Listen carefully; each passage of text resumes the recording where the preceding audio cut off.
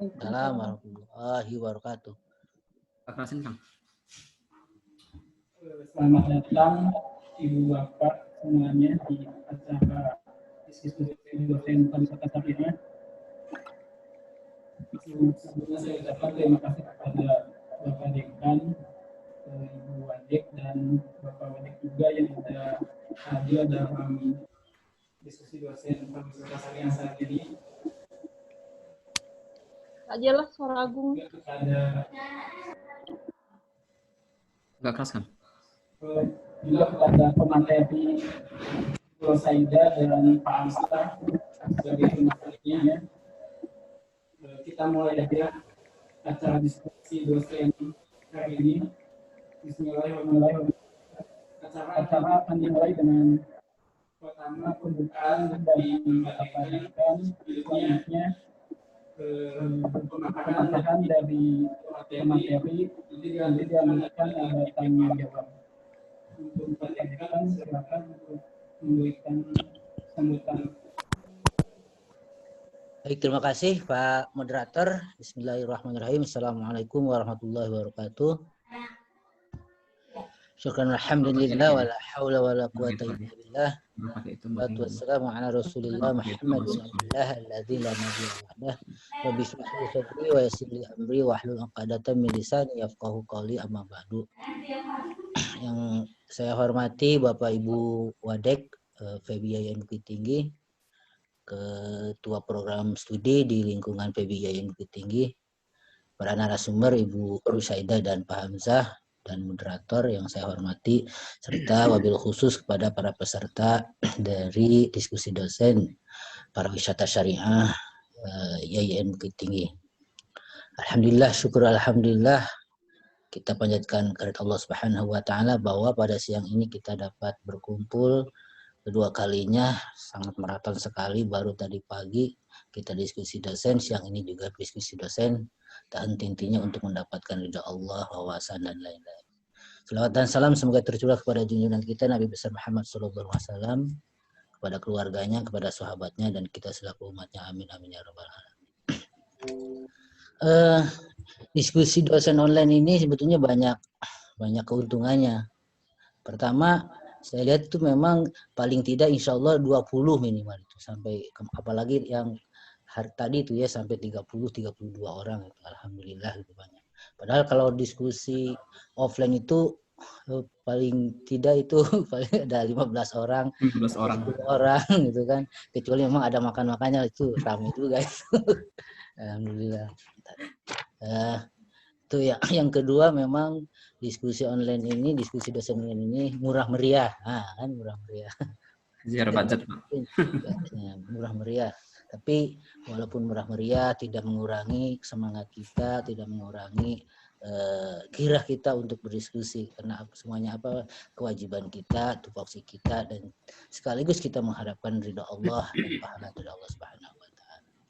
Mungkin temanya sekarang itu para wisata syariah itu integrasi penelitian dan pengabdian dalam proses pembelajaran ya. Jadi integrasi penelitian dan pengabdian itu artinya ada penelitian satu dosen, tapi dibuatkan dalam satu tema dari tema pembelajarannya. Misalnya kayak hasil penelitian itu misalnya tentang fikih muamalah, tentang praktek riba di suatu daerah misalnya kan, dia menjadikan hasil penelitiannya itu adalah salah satu tema dalam tema atau tema RPS-nya atau tema pembelajarannya. Misalnya ada pertemuan keempat atau pertemuan kelima hasil dari penelitian. Cuma walaupun begitu, hasil penelitian sebagai tema dari tema-tema pembelajaran itu tidak lepas dari mencapai dari CPL-nya itu. Tema-temanya itu tidak boleh keluar untuk mencapai capaian pembelajarannya itu. Mungkin seperti itu. Cuma mungkin di sini juga integrasi penelitian pengabdian dalam proses pembelajaran, tentu pembelajaran yang dikhususkan oleh Pak Hamzah dan Bu Uus. Gitu kan. Misalnya Pak Hamzah sekarang metode penelitian ya, ngajarnya apa tuh Pak Hamzah? Ya, metode penelitian dengan statistik pariwisata, Pak. Nah, tentu hasil penelitian itu dimasukkan dalam tema-temanya itu, baik itu penelitian, hasil penelitian atau pengabdiannya. Begitu juga dengan mudah-mudahan dengan dengan hadirnya Bu Us dengan Pak Hamzah sebagai narasumber hari ini menambah wawasan kita dan juga menambah dalam RPS-nya itu ketentuan-ketentuan yang sudah ditetapkan. Mungkin itu aja sebagai pengantar diskusi kita. Saya ucapkan terima kasih kepada Bapak dan Ibu narasumber dan kepada Bapak-Bapak Ibu dosen di lingkungan FEBI IAIMD. Dan terima kasih juga kepada LPM nih Pak Doni. Alhamdulillah sudah hadir. Terima kasih. Mohon maaf wabillahi taufiq hidayah. Dengan mengucapkan Bismillahirrahmanirrahim, pembukaan diskusi dosen untuk para siswanya dibuka dengan secara langsung. Assalamualaikum warahmatullahi wabarakatuh. Assalamualaikum warahmatullahi wabarakatuh. Terima kasih kepada Bapak Dekan yang sudah memberikan sambutan dan pembukaan untuk diskusi dosen Selasa hari ini.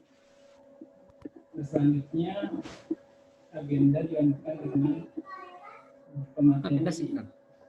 Pindah sini.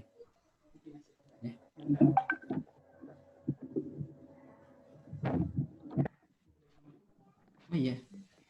Nanti bersama dari masing-masing. Terus ngomong aja nih, langsung. Mau aja langsung.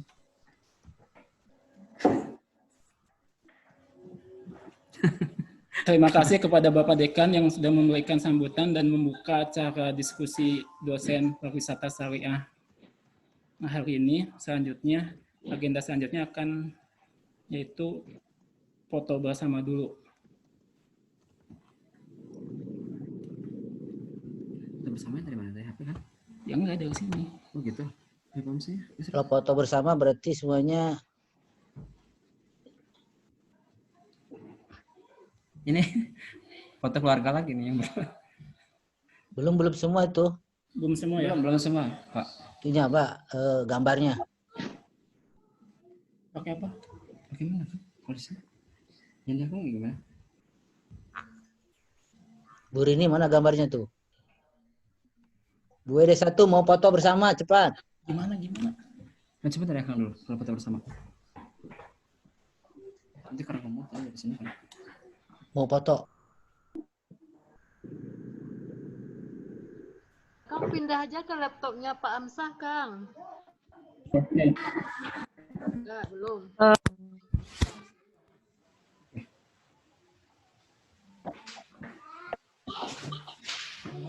Udah di sana. Tapi itunya di sini. Apa itu, Kang? Dekonya dari sana.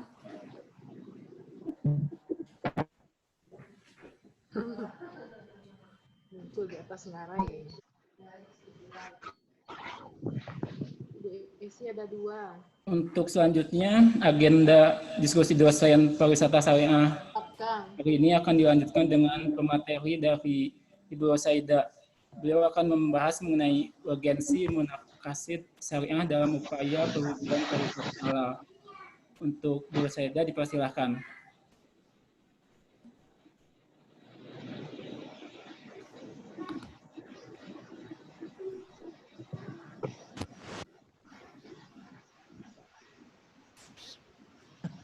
Nggak kedengaran, Bos. Bos pindah ke Agung itu.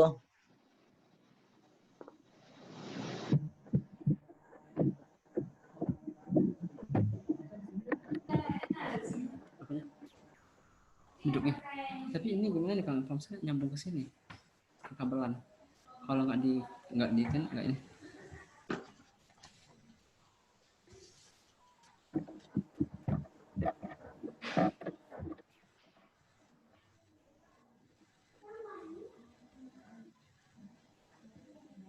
Nggak kedengaran, Bos.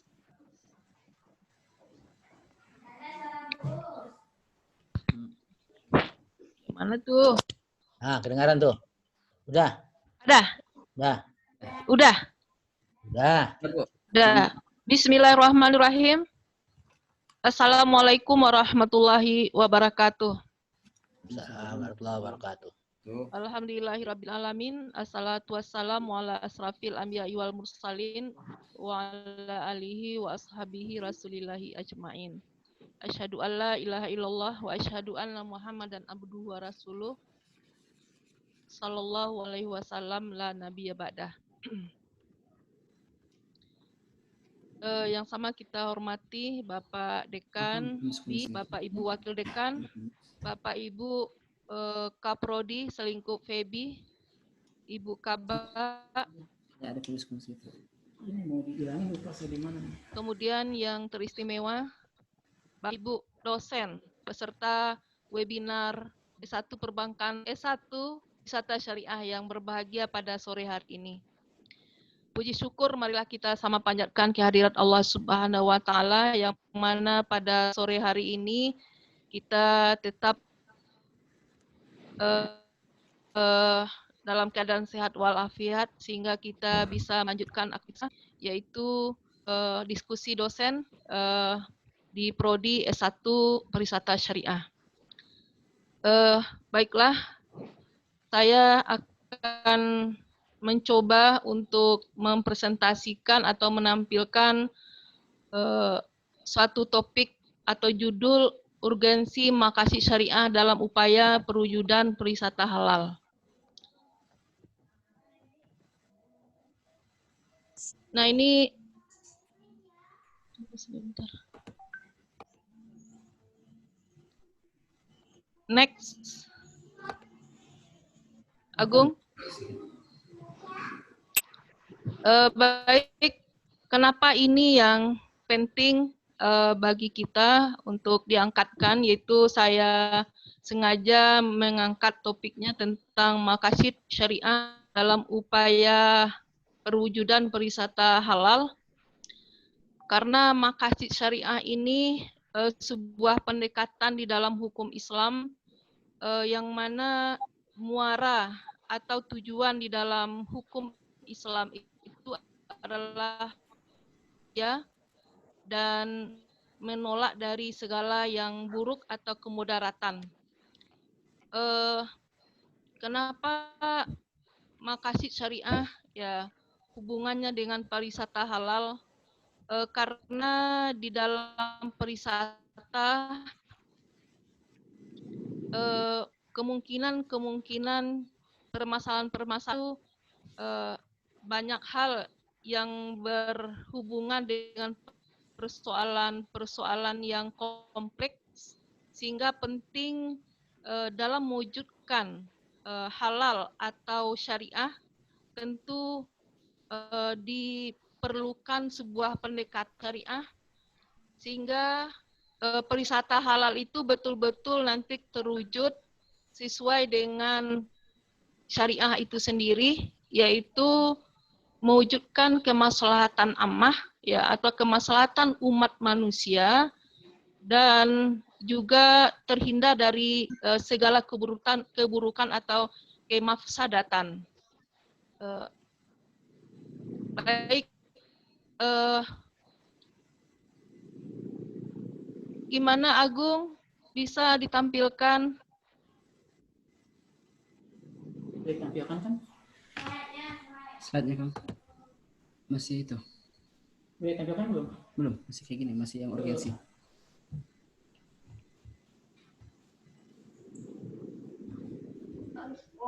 Di sininya. Itu kan? Di sini kok gitu. Enggak. Kita memahami bahwa Ya, pariwisata halal ya pariwisata ini kita tidak asing lagi kenal dengan beberapa istilah ya ada pariwisata syariah, wisata halal dan ya kalau istilah asingnya adalah halal tourism. Jadi kita tidak asing lagi dengan istilah ini. Memang banyak istilah yang kita temukan, namun tetap saja muaranya sama bahwa pariwisata syariah itu adalah segala kegiatan atau aktivitas yang berhubungan dengan wisata yang harus sesuai dengan nilai-nilai syariah atau nilai-nilai Islam. Nah itu yang kita syariah atau konsep dari pariwisata syariah. Baik destinasinya maupun kulinernya, begitu juga travel biro perjalanannya, begitu juga persoalan hotel yang ada.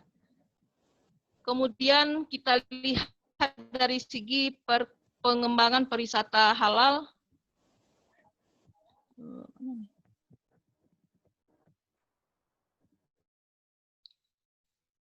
ya memang ada wisata religi ya, ada wisata religi, ada wisata Islami, ada wisata halal. Nah, ini wisata religi ini lebih pada awalnya sebelum wisata syariah ini dikenal dengan wisata religi.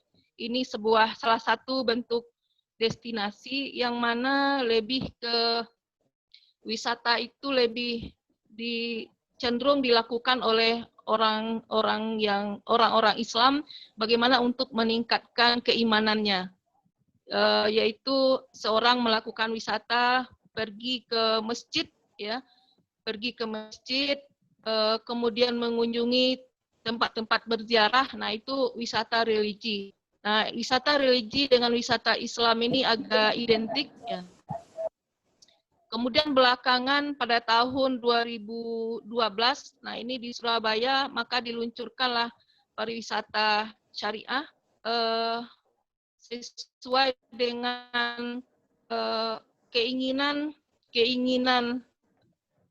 ulama dan juga kebutuhan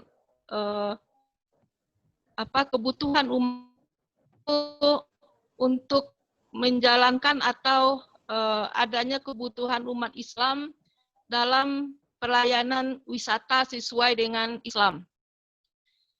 Jadi wisata syariah ini akhirnya pada tahun 2016, nah pariwisata syariah Indonesia mendapat peringkat dari dunia sebagai peringkat pertama, mendapat the best halal tourism atau World Halal, destinasi halal dunia, itu pada tahun 2016. Kemudian, nah itulah hal yang mendasarinya kenapa pariwisata syariah, nah yang melatar belakanginya itu merupakan kebutuhan oleh umat Islam, yang mana ada hubungannya dengan ekonomi, ya, ekonomi umat, yang mana pangsa pasar dari segi ekonomi umat salah satunya adalah kebutuhan industri halal, yang menjadi leading sektor dari pemerintah adalah salah satunya adalah pariwisata halal atau industri halal. Pada sesuai dengan kita lihat Renstra pemerintah ya 2019 tahun 2020 ini, salah satu ya leading sektornya adalah pariwisata. Nah, ini yang dicanangkan oleh Presiden Jokowi, yang mana pariwisata menjadi motor utama dalam meningkatkan devisa dan penguatan sumber daya manusia di Indonesia. Next. Nah, ini kita lihat apa bukti di bidang ekonomi bahwa pariwisata sebagai sumber ekonomi nasional selama 4 tahun terakhir, kita lihat perkembangan dan pertumbuhannya. Pada tahun 2019, nah ini pariwisata halal Indonesia menjadi 10 yang utama, ya, terpilih dari 10 negara yang mendapat peringkat pariwisata halal di dunia, dan Indonesia mendapat peringkat yang pertama dan sejajar dengan Malaysia. Nah, ini kita lihat ya bagaimana pariwisata syariah itu berkembang terus. Nah, ini malah harapannya pada tahun 2026 nah selalu meningkat. Nah, ini proyeksi perkembangan pasar wisata atau wisata muslim dunia yang diharapkan selalu meningkat. Nah, ini lanjut.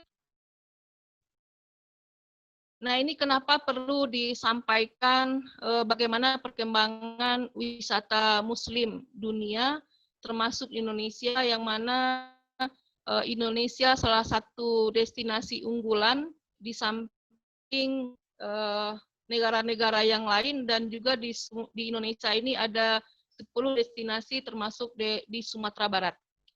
Nah, sekarang kita di tengah pandemi ini, Nah, ini tentu tidak mengharapkan ya pandemi COVID 2019 ini. Nah, ini tidak diduga oleh siapapun ya, termasuk negara kita itu merasakan bagaimana dampak COVID terhadap pariwisata halal atau pariwisata syariah di Indonesia. Kita melihat memang terjadi kerugian ya, kerugian yang dampak COVID ini. Agung, tolong next itu materinya. Kita lihat kerugian di mana? Tak nampak ini.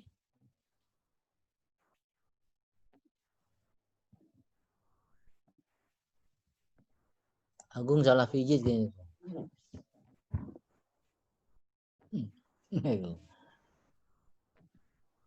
Di kerugian ya dampak COVID terhadap dunia wisata. Nah, ini mengalami kerugian 21 triliun ini di Indonesia. Nah, ini berdampak kepada biro perjalanan, pusat oleh-oleh, destinasi, restoran, hotel. Nah, ini ekonomi di bidang pariwisata memang betul-betul kolap atau ya is dead dengan dampak atau dengan terjadinya pandemi COVID 2019 ini. Namun tetap saja kita di era ya new normal ini, nah tetap saja negara kita berupaya untuk bangkit. Bagaimana pariwisata ini juga tetap sebagai core ekonomi di Indonesia.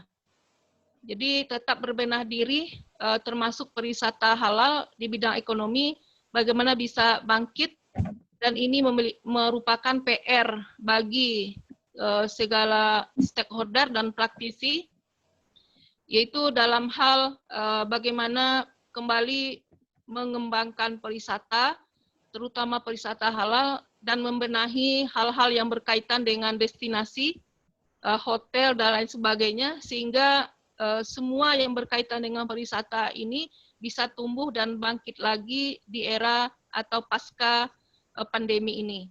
Sebagaimana Singapura, Malaysia, New Zealand, Korea Selatan, Jepang, itu adalah negara yang telah berangsur pulih dan kembali pariwisata halalnya dengan berbagai langkah dan kebijakan, dan dia menyuarakan yaitu standar kebersihan layanan makanan dengan sertifikat yang legal dari pemerintah. Kemudian, nah kita perkembangan pariwisata syariah ini pada tahun 2016 ini lahirlah fatwa DSN MUI untuk mendukung keberadaan pariwisata halal dan langsung bisa dijadikan oleh umat Islam sebagai acuan dalam menyelenggarakan pariwisata berdasarkan syariah ini, agar pelaku wisata ini dalam menyelenggarakan pariwisata atau perjalanan kepada destinasinya terhindar dari kemusyrikan, kemaksiatan, atau keburukan dan kemungkaran, ya, sehingga terwujud kemaslahatan baik secara materi maupun spiritual.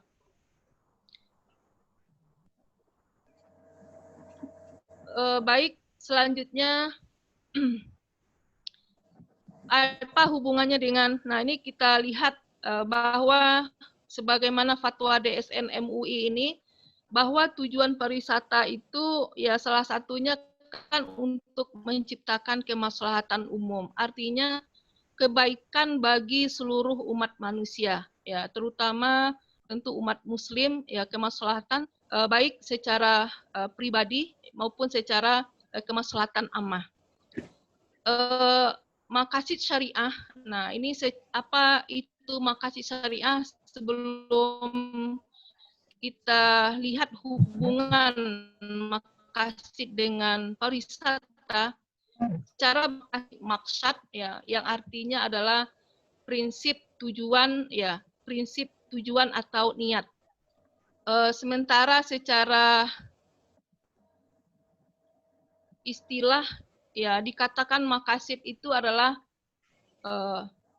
tujuan untuk mewujud tujuan di hukum Islam, ya, tujuan ditetapkan atau diturunkan hukum Islam, yang mana tujuannya adalah untuk kemaslahatan umat manusia, dan itu dapat diklasifikasikan menjadi 3.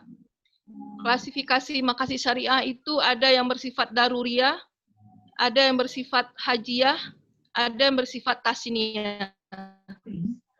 Klasifikasi daruriyah ini adalah yang mana makasih syariah yang pertama itu adalah kebutuhan yang sangat fondasi, yang sangat primer dalam kehidupan manusia.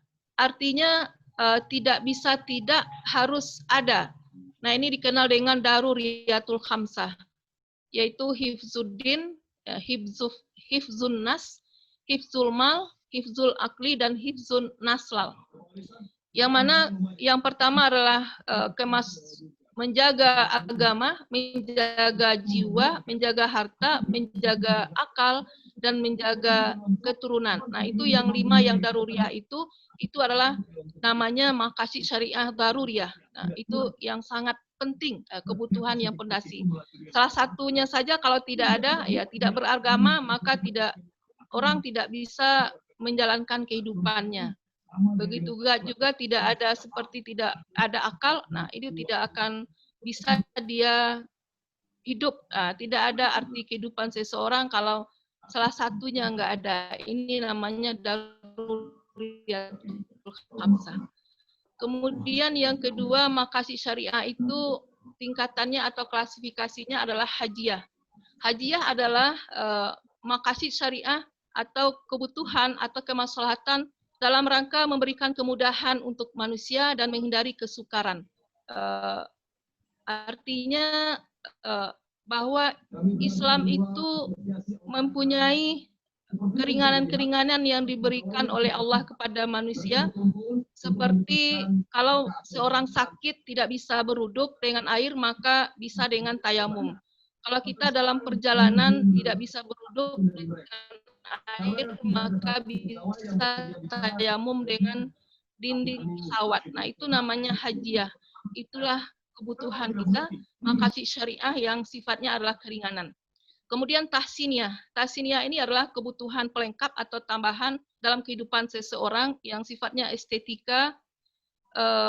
Kalau tahsiniyah itu terpenuhi, maka seseorang itu akan bisa memberikan kepuasan dalam hidupnya. Pelihara agama, kita butuh ilmu-ilmu agama yang bagus, pendidikan agama yang lebih tinggi dalam rangka meningkatkan keimanan kita. Barangkali orang itu sudah sholat, sudah puasa, tetapi ilmunya masih, wawasannya masih kurang. Nah, itu belum tahsiniyah namanya. Ya, seseorang beragama sudah tahsin, nah, dia wawasan agamanya sudah bagus, ya sudah banyak. Nah, itu tahsiniyah. Itu klasifikasi dari maqasid syariah. Dari teori maqasid syariah ini, itu ulama klasik ya, yang berorientasi kepada yang 5 tadi, itu ulama imam asyad pemeliharaan agama, jiwa, akal, keturunan, dan harta.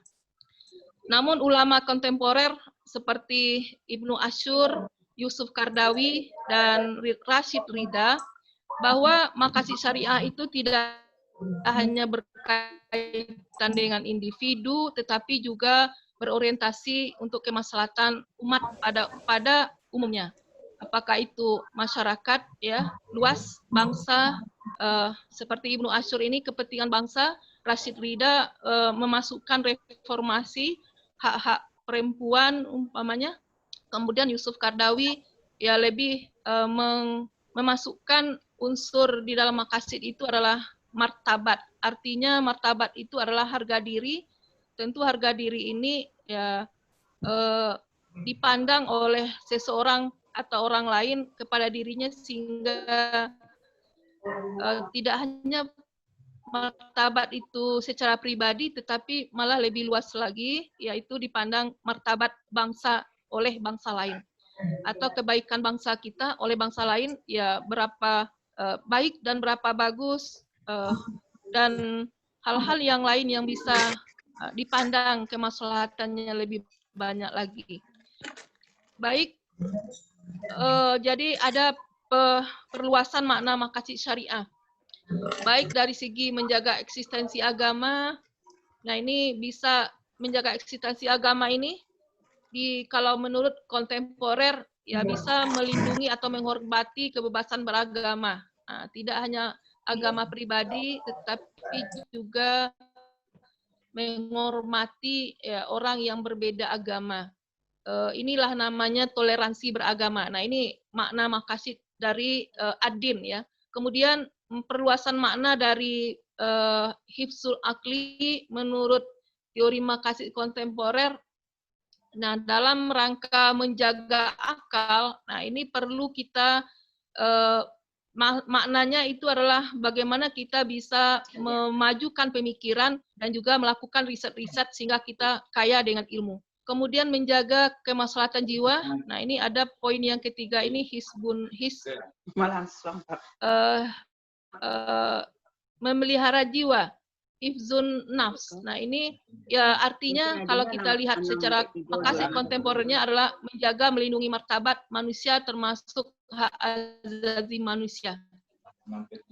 Kemudian menjaga harta. Nah, ini menjaga harta atau hifzul mal. Nah, dilihat dari segi tradisional atau konvensional atau teori klasik. Nah, ini mal ini hanya individu. Tetapi kalau kita laitkan secara kontemporer, nah ini bagaimana kita bisa maknanya itu lebih luas lagi, yaitu lebih ke sosial, kepedulian sosial, bagaimana seseorang manusia itu harta.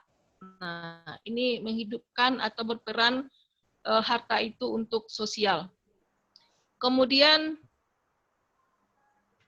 menjaga kehormatan keturunan. Nah, ini artinya yang kelima hifzun hifzun nasal, keturunan maqasid syariahnya ya kalau secara klasik itu adalah menjaga pribadi bagaimana seseorang terjaga dari perzinaan atau pergaulan bebas atau maksiat. Kemudian sementara kalau kita lihat dari maqasid secara kontemporernya, yaitu kepedulian yang lebih terhadap institusi keluarga secara utuh. Nah, jadi bagaimana memelihara institusi keluarga ya secara utuh, tidak hanya keturunan secara pribadi, tetapi adalah lebih kepada keluarga yang sifatnya lebih banyak lagi. Ya.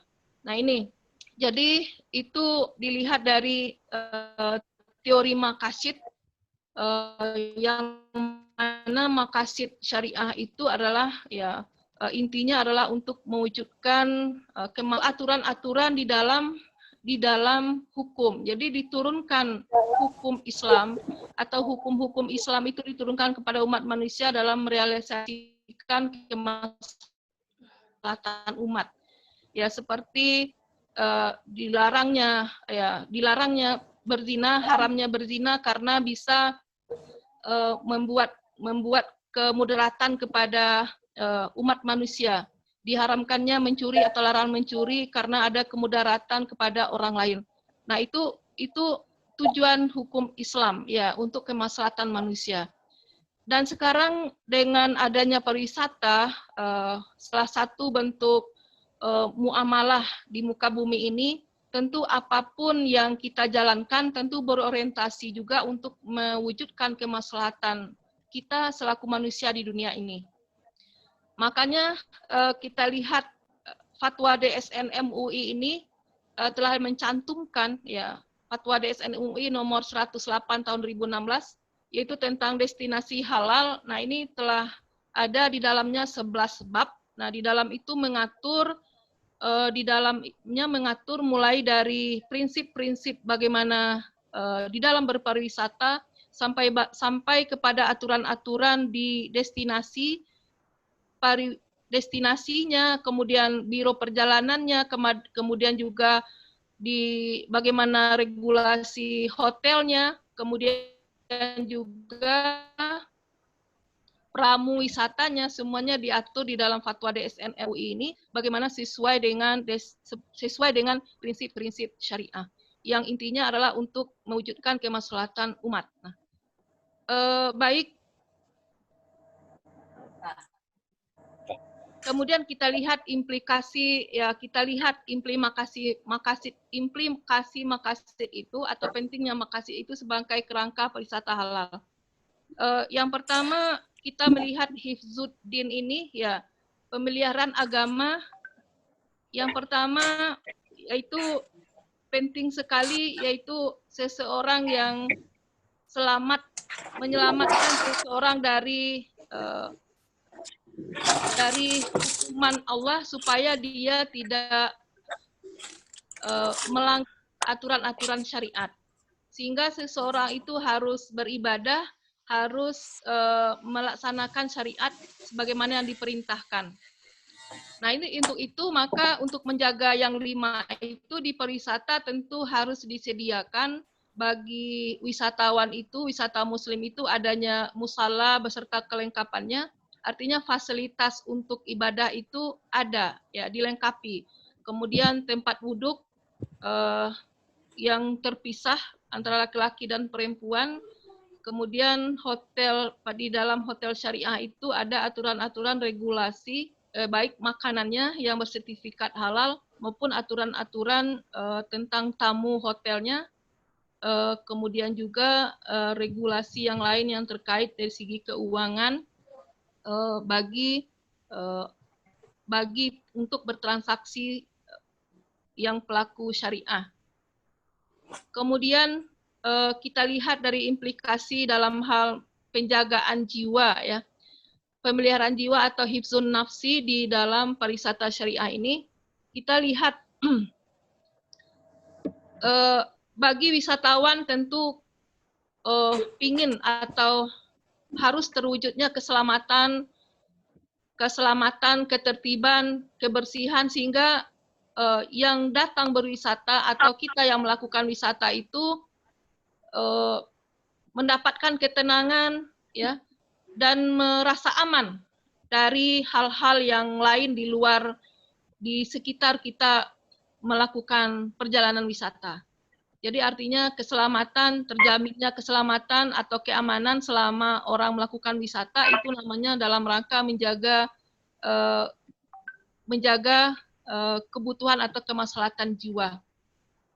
Sehingga tidak terjadi pencurian atau hal-hal yang membuat orang tidak nyaman, nah itu tidak sesuai dengan kemaslahatan, yaitu yang memelihara jiwa.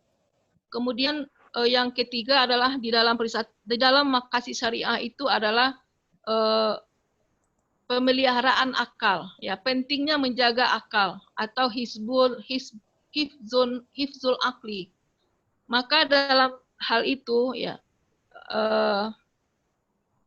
dalam pariwisata halal itu atau pariwisata syariah itu, maka diharamkanlah segala hal yang dapat merusak akal, ya, seperti minuman keras dan yang lainnya yang sejenisnya yang bisa merusak akal atau makanan yang bisa merusak kesehatan. Sehingga wisata halal itu bagaimana bisa harus menyediakan kebutuhan wisatawan muslim, sehingga apapun yang dimakannya ataupun yang dibutuhkannya seperti obat harus terjamin kehalalannya. Kalau bisa itu ada sertifikat halalnya atau bebas dari alkohol. Kemudian berikutnya yang terakhir adalah pemeliharaan keturunan. Jadi poin yang penting di dalam maqasid syariah ini adalah hifzun nasal, yaitu menjaga keturunan, ya, kehormatan diri. Artinya destinasi di Indonesia atau di Indonesia di pariwisata halal itu diharapkan adalah wisata ramah keluarga, di mana tempat-tempat wisata itu harus dibuat senyaman mungkin, ada tempat berkumpul bersama keluarga, tidak tidak merasa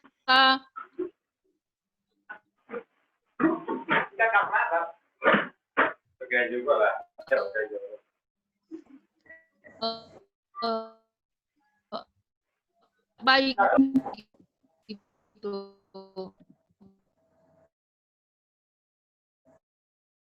Dibolehkan ada pasangan yang menginap yang tidak punya kartu nikah. Artinya di hotel itu harus ada aturan, ya, aturan tamunya yang menginap, dan yang menginap itu harus ada ketentuan yang boleh menginap itu hanya yang menikah. Nah, artinya yang berpasangan maksudnya. Dan kemudian tidak membolehkan juga pergaulan bebas. Ya. Nah, ini maksud dari pentingnya maqasid syariah, yaitu menjaga keturunan. Yaitu pentingnya yaitu pemeliharaan harta, menjaga harta, perlindungan harta. Nah, inilah yang kita lihat di perwisata halal ini. Nah, sebenarnya dengan adanya perwisata halal, dengan adanya pemerintah membuat rencana strategi untuk mengembangkan perwisata halal ini menjadi leading sektor di bidang ekonomi, itu adalah salah satu dalam hifzul mal, yaitu adalah bagaimana kita bisa menumbuh kembangkan harta, menghidupkan ekonomi umat, tidak hanya pribadi, juga menghidupkan ekonomi bangsa, yaitu salah satunya dengan industri wisata, yaitu wisata halal nanti akan menghasilkan harta atau ekonomi yang halal dan thayyiban, yaitu berbisnis yang halal. Tentu yang nanti orang yang halal atau produsennya tentu harus memenuhi aturan, yaitu sertifikat halal, ya, sehingga maksud di sini adalah memiliki harta itu harus dengan halal, tidak dengan cara yang tidak halal seperti mencuri, menyuap, atau dengan seperti melaksanakan atau menyediakan diskotik itu, dan hal-hal yang tidak halal, nah itu tidak dibolehkan, ya, karena itu tidak membawa kepada falah, ya, atau kebaikan. Jadi itu hal yang sifat hubungan antara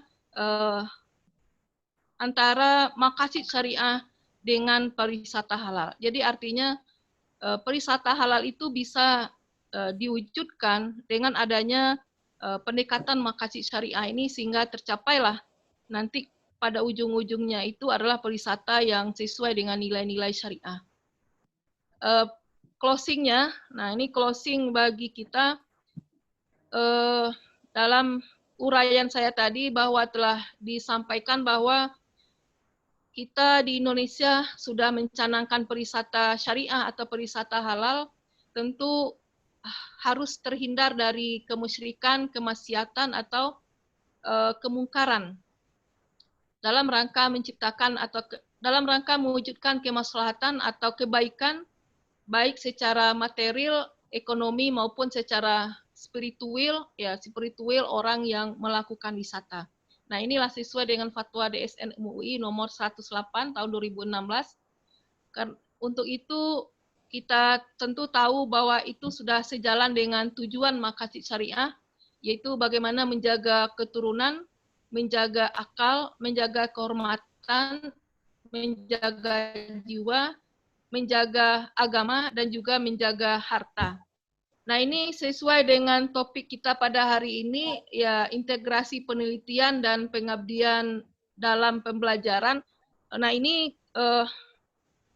saya di Indonesia belum penelitian, tetapi secara umum kita sudah melihat bahwa implikasi maqasid syariah ini, ya, kita lihat di lapangan, ya, di Indonesia. Nah, ini belum sebagian itu sudah dijalankan, ya, sebagian itu sudah dijalankan, berusaha untuk melaksanakan sesuai nilai-nilai syariah ini. Namun sebagian lagi, ya, ini masih PR umat Islam, ya, seperti belum semuanya makanan itu bersertifikat halal, Kemudian belum semuanya hotel ini yang sesuai dengan syariah. Kemudian juga biro perjalanannya belum semuanya sesuai dengan nilai-nilai prinsip, nilai-nilai syariah. Begitu juga destinasinya. Nah, itulah harapan juga di Sumatera Barat. Nah, Sumatera Barat salah satu top unggulan destinasi di Indonesia di samping Lombok. Nah, ini Sumatera Barat bagaimana bisa mewujudkan pariwisata syariah itu berbasis kearifan lokal, karena terkenal di Sumatera Barat itu adalah adat Basandi Sarak, Sarak Basandi Kitabullah, yang itu insya Allah itu akan sejalan dengan maqasid syariah dan juga sejalan dengan apa yang dicanangkan oleh pemerintah, yaitu menjadikan pariwisata syariah itu sektor ekonomi yang utama untuk membangkitkan ekonomi umat. Barangkali untuk pengantar diskusi kita, saya cukupkan demikian ya seputar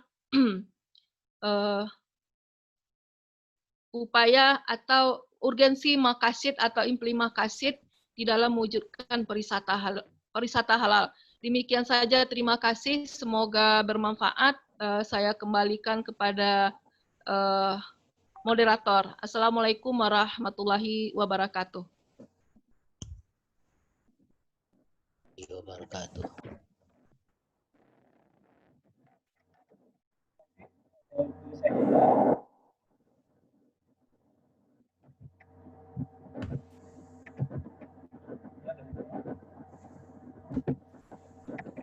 Terima kasih kepada Ibu Rosaida yang sudah memaparkan materinya. Agenda selanjutnya yaitu dari pemateri kedua dari Bapak Hamzah. Untuk Bapak Hamzah dipersilahkan.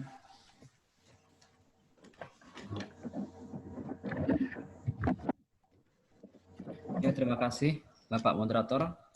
Assalamualaikum warahmatullahi wabarakatuh. Waalaikumsalam. Alhamdulillahirabbil alamin. Wassalatu wassalamu ala asrofil anbiya'i wal mursalin wa ala alihi washabbihi ajmain. Amma ba'du. Yang terhormat Bapak Dekan, yang terhormat Ibu Wakil Dekan 1, Wakil Dekan 2, dan Bapak Wakil Dekan 3. Yang terhormat Bapak Ibu dosen yang hadir pada kegiatan diskusi dosen Prodi Pariwisata Syariah pada hari ini.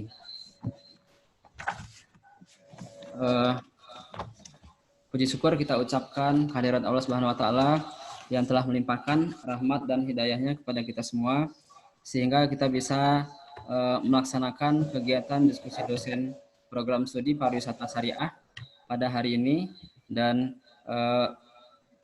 Bapak Ibu juga sudah bersedia untuk hadir pada kegiatan diskusi dosen hari ini. Terima kasih untuk kesempatannya. Pada hari ini saya sebagai pemateri kedua pada kegiatan diskusi dosen Prodi Pariwisata Syariah. Agung, itu materinya dari Bang.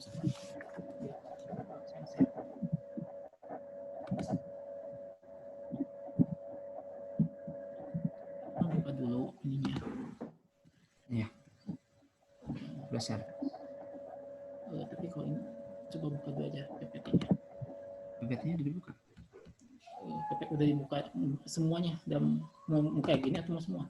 Mungkin aja. Buka mau semua dulu. Maksudnya? Udah.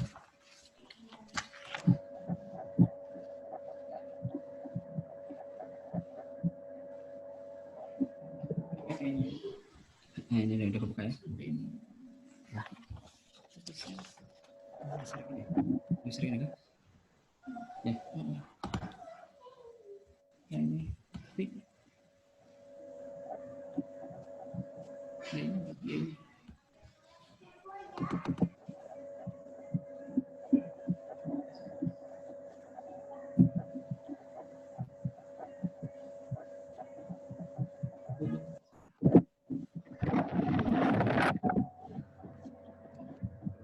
Ya, tapi nggak bisa digedein. Kalau mau digedein dari awalnya digedein dulu. Ya, baik. Kita lanjutkan Bapak Ibu. Di sini saya mengangkat itu terkait dengan integrasi penelitian dalam proses pembelajaran atau diistilahkan dengan research based learning integration. Nah, konsep integrasi sendiri itu merupakan proses menyatukan unsur-unsur suatu hal ke dalam hal tertentu. Di mana integrasi penelitian dalam proses pembelajaran ini itu merupakan proses membangun konsep berdasarkan hasil penelitian atau temuan dari temuan dosen di lapangan yang diturunkan atau dimasukkan ke dalam proses pembelajaran yang diberikan kepada mahasiswa untuk mencapai capaian pembelajaran atau CPL dari suatu mata kuliah yang diampu sesuai dengan profil lulusan dari prodi tersebut. Nah, kita mengacu kepada tugas kewajiban dosen, yaitu kita lihat dalam Undang-Undang Nomor 14 Tahun 2005 bahwa dalam melaksanakan tugas keprofesionalan, dosen berkewajiban ada 3, yaitu Tridharma Perguruan Tinggi, yang mana pertama pendidikan dan pengajaran, kedua kegiatan penelitian, dan ketiga kegiatan pengabdian kepada masyarakat. 3 hal ini sebenarnya tidak bisa dipisahkan.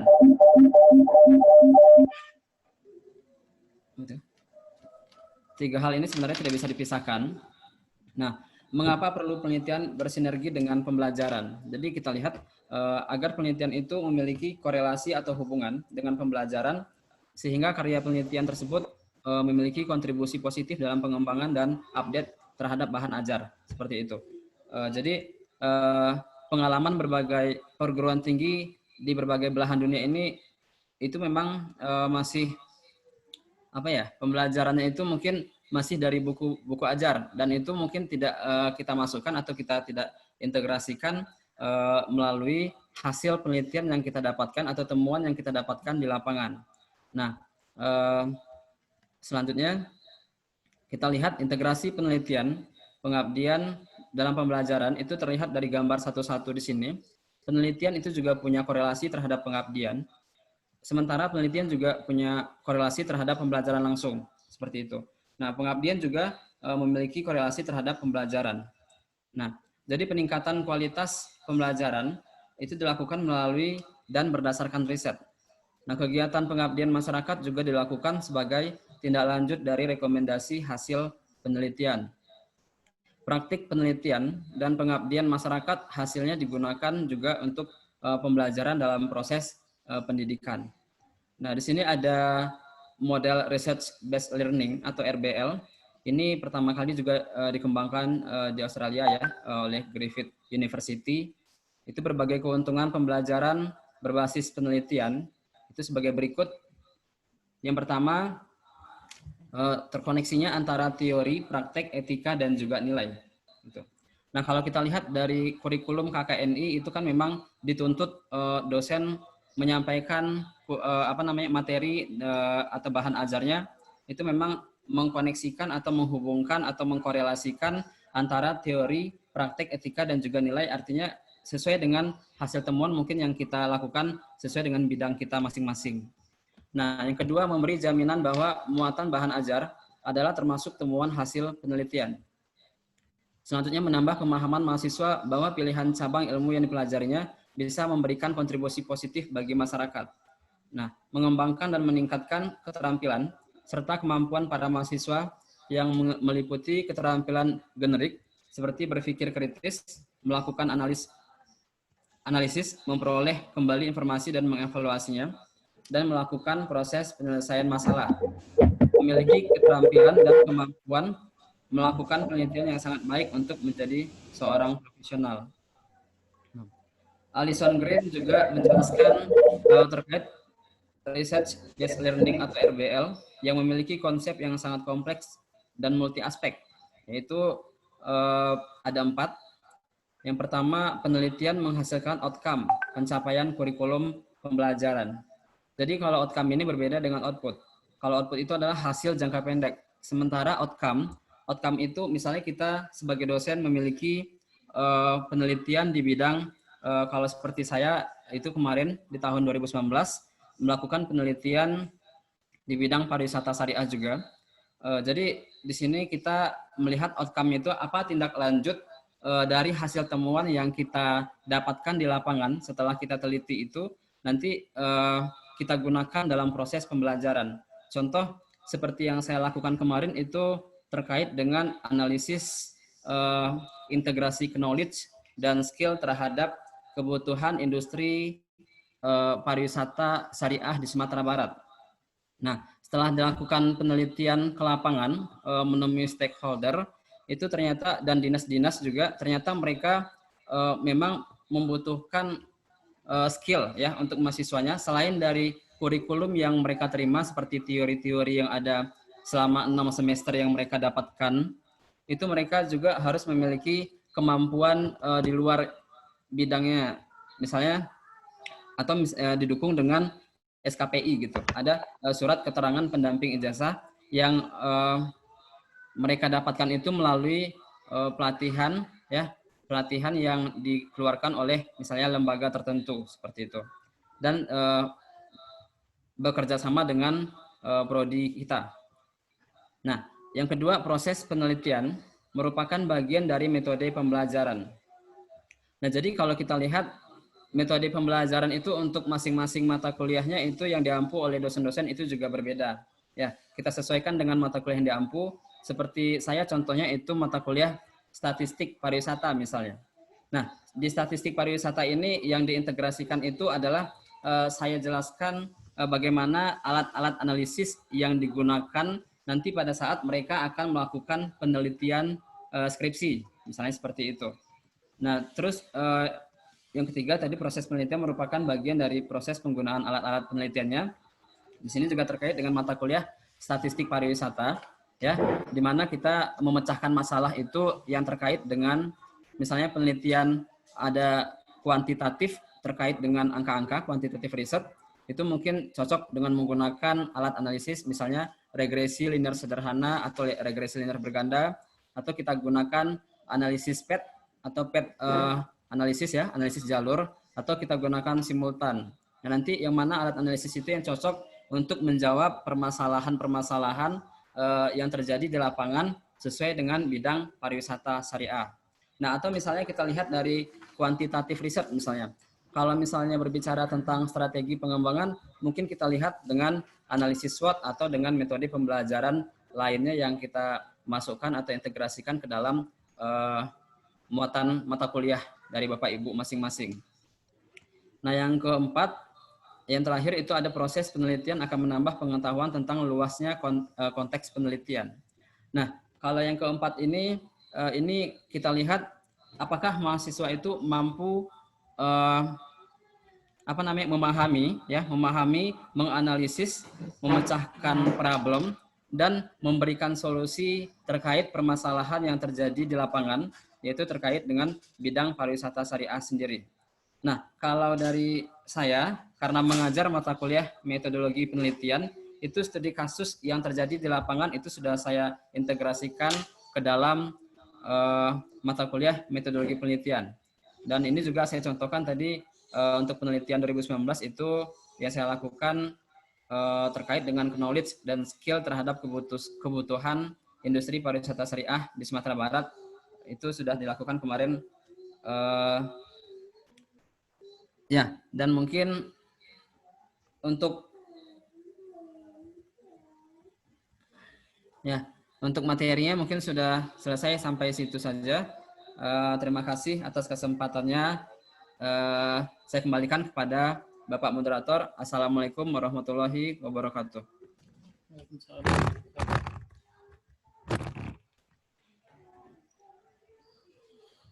Terima kasih kepada Bapak Hamzah yang sudah memberikan pemaparan materinya sebagai pemateri kedua. Agenda selanjutnya dari diskusi dosen PASA kali ini adalah tanya jawab. Bagi Bapak Ibu yang ada pertanyaan atau lainnya bisa ditanyakan. Ibu Agus, Bu Yenti. Ya Bu Yenti, ya. Ya. Agung bukan Agus. Agung ya, sorry. Sorry Pak De. Sorry Pak De. Oh. Ya Bu, halo. Ya Agung. Ya Bu. Bukan Agus ya Agung? Bukan Bu. Oke, langsung nih Gung. Ya silakan Bu. Baiklah, Assalamualaikum warahmatullahi wabarakatuh. Waalaikumsalam warahmatullahi warahmatullahi wabarakatuh. wabarakatuh. Terima kasih kepada Bapak Ibu narasumber yang sudah memberikan pencerahan kepada kita tentang bagaimana pariwisata syariah. Bagi saya pariwisata syariah ini sesuatu yang menarik sekali ya bagi kita ya. Cuman saya berharap gitu. Kan kita belum ada lulusan ya, masih semester 6 ya. Iya, semester 6. Semester 6.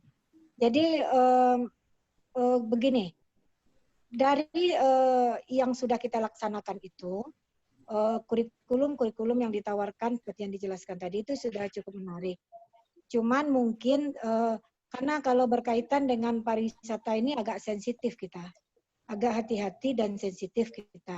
Jadi bagaimana sebetulnya konsep pariwisata syariah yang sebenar-benar sesuai dengan syariah itu perlu kita tambahkan ke kurikulum itu. Karena di dalam sebetulnya pariwisata itu adalah sesuatu yang umum, cuman kita labelkan dengan syariah agar pelaksanaan pariwisata itu pelayanan terhadap kita kan prodi kita itu mengarah kepada pelayanan terhadap pariwisata syariah sebetulnya kan. Bagaimana memformat pelaksanaan pariwisata syariah itu. Jadi saya ingin mendapat gambaran kepada Ibu Rusyaidah sebetulnya bagaimana konsep pariwisata syariah yang kita usung melalui prodi pariwisata kita ini. Seperti apa konsepnya sebetulnya. Agar ketika anak-anak kita lulus ini, ketika anak-anak kita sudah lulus, nanti mereka sudah dapat melaksanakan seperti yang kita inginkan dari produk alumni dari pariwisata syariah ini. Agar ini ya, kalau kita berbicara pariwisata ini sangat hati-hati dan sangat sensitif gitu. Jadi jangan nanti lulusan MHU nanti dia bekerja di hotelnya dan tidak bisa menjaga nilai-nilai syariah seperti yang kita harapkan itu. Jadi ingin konsep dan arah yang diinginkan oleh MHU itu sebetulnya seperti apa? Bukan MAU. Sorry. Pariwisata syariah Parsha ya. Parsha. Konsep yang kita usung di prodi kita itu seperti apa gitu. Sehingga nanti produk kita itu memang bisa melaksanakan atau mengelola pariwisata syariah seperti yang kita inginkan. Mungkin itu, terima kasih moderator. Ini kenapa layarnya nggak ada ini? Ya, terima kasih kepada Ibu Yanti atas pertanyaannya. Mungkin share screen-nya dihapus dulu, Hamzah. Iya, Bu, dihapus dulu ya. Share screen-nya di stop dulu. Tuh baru. Lanjut pertanyaan. Untuk selanjutnya apa masih ada pertanyaan dari Ibu Bapak dosen? Kalau ada masih boleh tanya Ibu boleh, Bu. Sofiarida. Ya Bu, boleh Bu. Satu aja, Bu. Satu aja. Satu aja. Tadi Nggak untuk tanya. Bu Saida mungkin inti untuk Pak Hamzah kalau ada. Apa-apa sebanyak-banyaknya tuh. Mulai ya. Ya Bu, silakan boleh. Terima kasih kesempatannya. Menyambung apa yang disampaikan oleh Ibu Endrianti tadi. Memang kita belum nampak konsep pariwisata itu seperti apa, pariwisata syariah. Kalau menurut saya, pariwisata itu ya semuanya sama aja, tidak ada yang syariah dan tidak ada yang tidak syariah gitu. Yang syariah itu adalah pariwisata berbasis syariah, berpariwisata dengan prinsip-prinsip syariah. Mungkin itu yang perlu. Jadi perlu diluruskan. Jadi pariwisata itu sebenarnya secara ini dia tidak ada yang syariah ataupun tidak syariah. Cuma dalam berpariwisata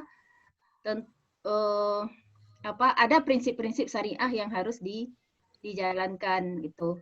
Prosesnya yang ingin saya tanyakan, konsep itu kan bisa dibuat, sudah ada prinsip-prinsip syariah seperti yang diuraikan oleh Bu Rusyaidah tadi, sesuai dengan maqasid syariah gitu ya. Cuma di lapangan apakah sudah ada komitmen dari pihak-pihak terkait dengan pengelolaan pariwisata untuk benar-benar syariah gitu. Artinya ketika ada fatwa DSN, ada undang-undang yang mengatur tentang pariwisata syariah, kemudian follow up-nya apa? Tentu harus ada komitmen kalau ingin pariwisata itu berbasis syariah dengan prinsip-prinsip syariah, tentu ada komitmen dari pihak-pihak terkait tentang wisata syariah, misalnya Bukit Tinggi sebagai pilot project-nya misalnya. Nah, ada komitmen dari pihak Pemda, mungkin pemerintah untuk seperti pariwisata yang ada di Bukit Tinggi ini berdasarkan prinsip-prinsip syariah. Itu komentar saya untuk Bu Rusaida. Untuk Pak Amsah, boleh ya sekalian ya? Boleh, nanti Bu. kasih lagi kesempatan. Jadi sebenarnya menarik ini ya. Jadi anak-anak itu memang diarahkan melakukan penelitian tentang pariwisata. Ya, artinya mungkin lebih banyak diarahkan mereka untuk mengkaji atau mungkin mereka nanti bisa melahirkan sebuah bagaimana konsep pariwisata berbasis syariah itu. Jadi tidak hanya sekedar mereka pergi ke lapangan meneliti, menganalisa statistiknya seperti apa gitu, tapi mereka akan melahirkan teori-teori baru. Karena ini kan masih baru ya. Masih baru. Mungkin di Indonesia di IAIN itu kalau tidak salah saya baru 2 IAIN yang buat ada pariwisata syariah, termasuk 1 Bukit Tinggi. Nah, jadi ada konsep-konsep yang lahir dari mahasiswa itu ketika mereka memperbanyak penelitian tentang pariwisata di lapangan, terutama pariwisata yang berbasis prinsip-prinsip syariah itu. Mungkin itu saja. Terima kasih. Assalamualaikum warahmatullahi wabarakatuh. Waalaikumsalam warahmatullahi wabarakatuh.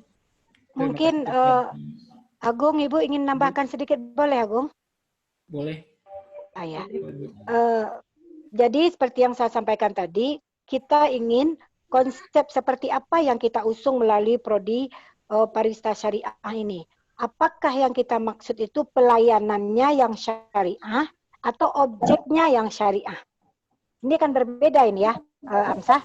Sebagai ketua prodi, pelayanannya yang syariah kita atau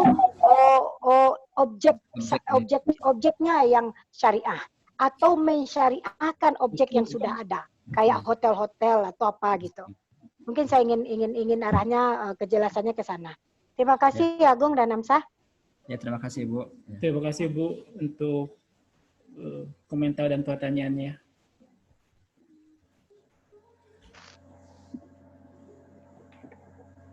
Selanjutnya kepada Bu Saida dipersilakan untuk menjawab atau mengomentari pertanyaan dari Yanti Bu Supiarida.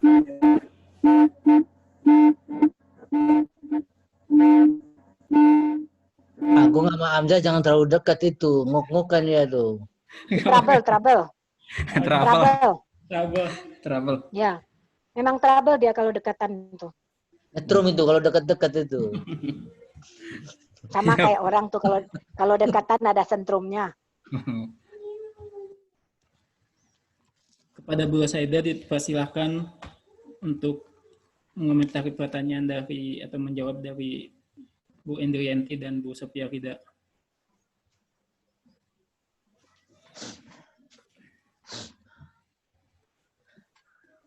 Itu di mute itu Bu Us. Di mute dulu Bu. Mic-nya dihidupkan di OS. Udah. Udah.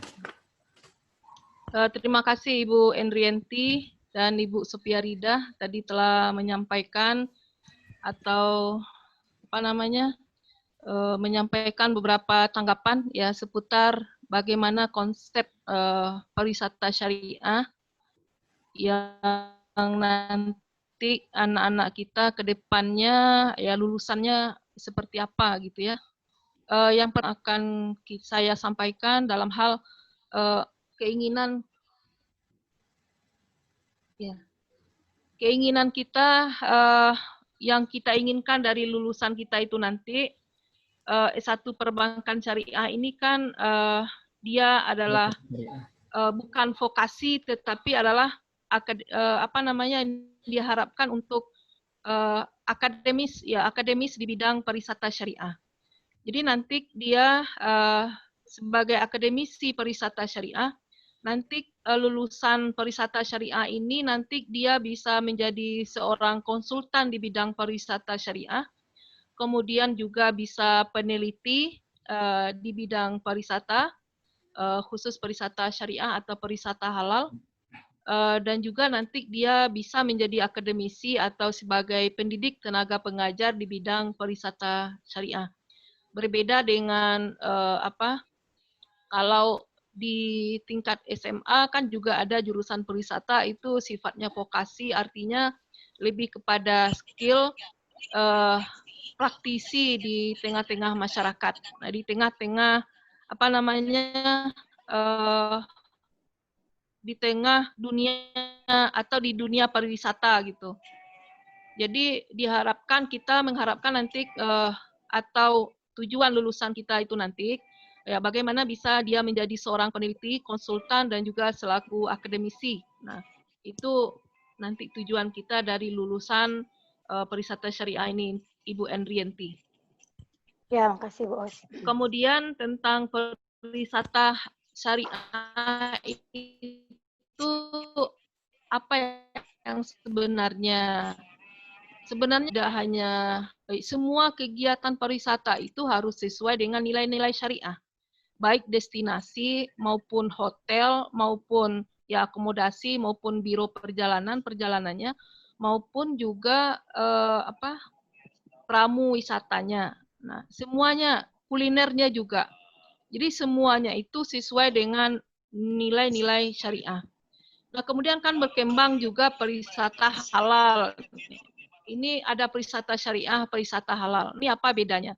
Kalau pariwisata syariah ini kan lebih mencakup keseluruhannya, baik dari sisi pelaku orang yang berwisata, tentu dia harus ketika dia melakukan wisata,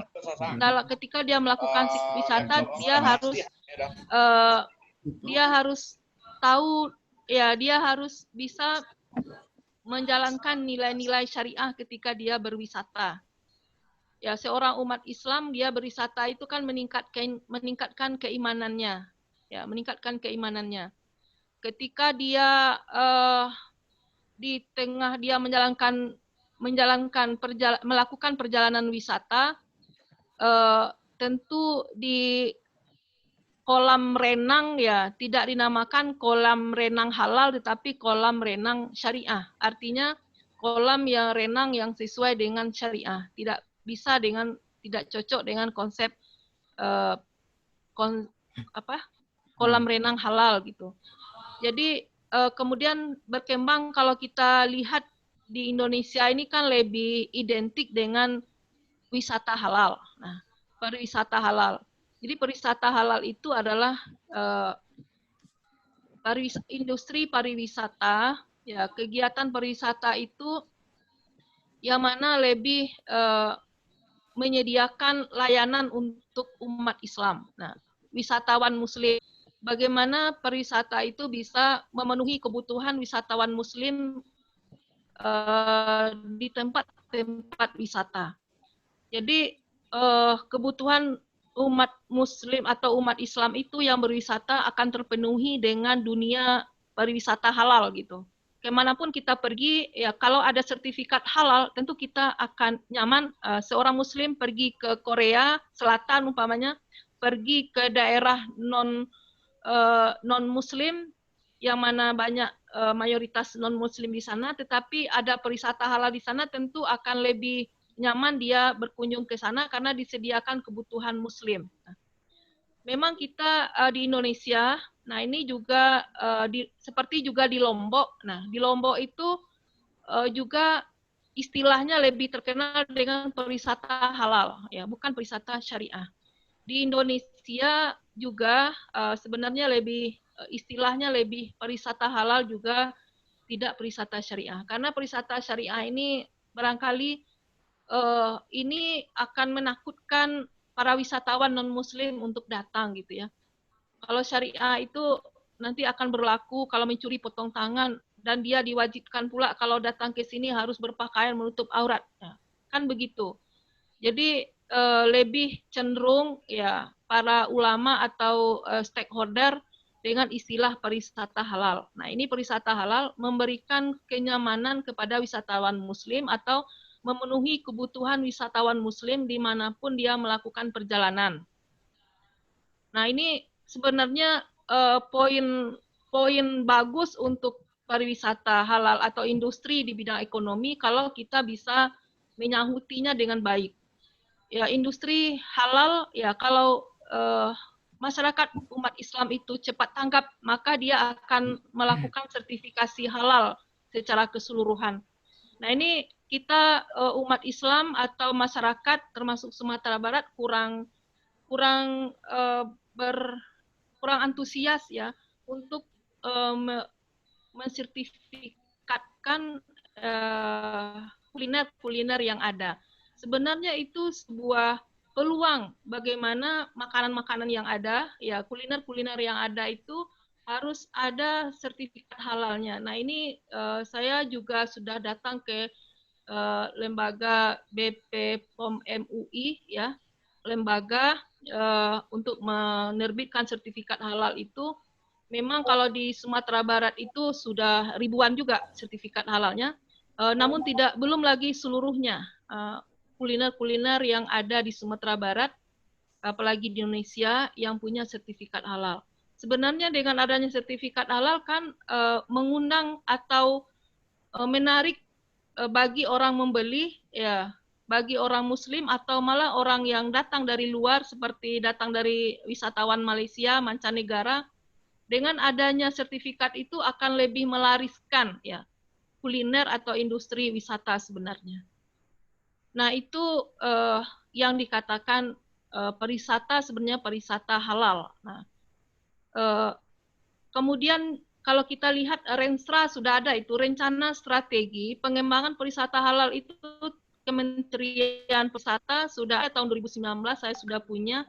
Ada renstranya, ada panduan penyelenggaraan pariwisata halalnya, itu saya sudah punya itu, panduan penyelenggaraan pariwisata halal. Jadi tahun 2019.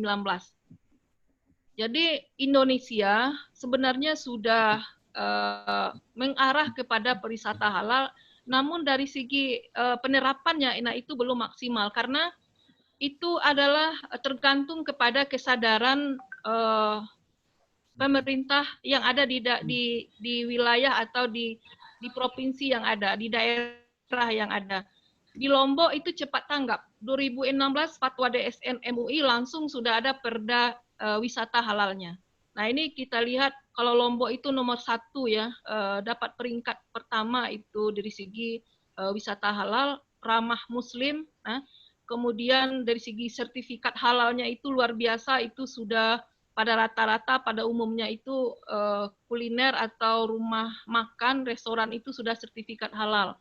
Kecuali hotel itu belum banyak, tetapi sudah berupaya bagaimana sesuai dengan ketentuan syariah. Kemudian yang saya lihat wisata yang ramah Muslim itu adalah keramahannya, ya ramah tamah. Pelayanannya itu pelayanan excellent sesuai dengan ramah Muslim ya, menyenangkan bagi orang yang datang gitu. Jadi sopan santun ya kan, basa-basi dan semuanya itu sangat mendukung untuk memajukan pariwisata halal itu. Umat Islam yang terkenal dengan lemah lembut, nah itu harus kita amalkan sebenarnya. Nah, itu kita lihat di Lombok itu keistimewaannya. Dan kemudian di Sumatera Barat, nah ini sudah ada kalau kita lihat ada Perda nomor 14 tahun 2019 ini, itu sudah ada Perda tentang pariwisata halalnya dan juga sudah dari ada acuan draft atau rancangan perda syariahnya itu sudah ada, tinggal launchingnya saja lagi perda syariah pariwisata halal ini. Artinya di Sumatera Barat untuk bagaimana bisa menerapkan pariwisata itu sesuai syariah atau pariwisata halal itu bisa terwujud, tentu ada pedoman. Ya, pedomannya itu adalah peraturan daerah. Nah, itu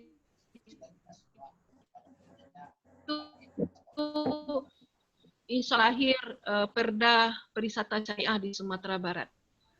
Jadi nanti itulah yang akan menjadi pedoman kita untuk menerapkan pariwisata sesuai syariah atau pariwisata halal itu di Sumatera Barat.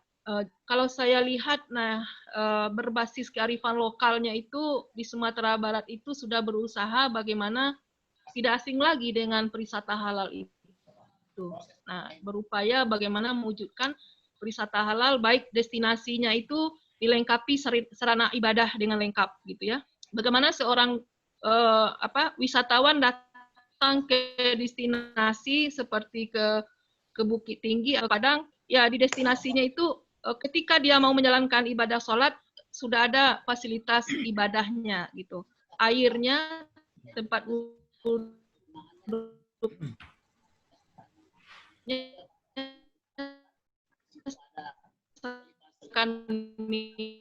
minuman keras, ada saja ibadah di hotel itu sesuai dengan kebutuhan umat Islam. Kemudian kuliner yang ada di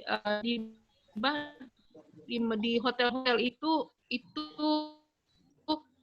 diusahakan bagaimana sudah banyak ya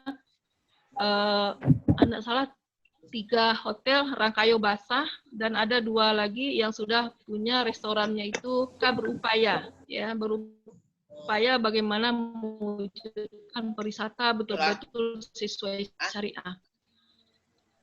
Namun menurut saya kalau Sumatera Barat karena berbasis kearifan mengacu kepada wisata halalnya atau wisata syariah. Baik, kemudian apa lagi yang ditanyakan tadi ya? Barangkali itu yang saya tangkap dari kedua penanya. Barangkali untuk penambahannya nanti kita persilakan kepada Bapak Amsah ya. Pak Amsah barangkali akan menjawab dari segi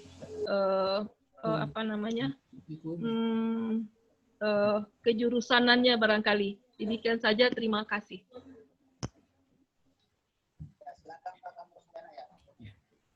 Terima kasih kepada Bu Saida atas jawabannya dan tanggapannya. Selanjutnya kepada Bapak Amsah dipersilakan untuk memberikan tanggapan. Terima kasih Bapak Moderator.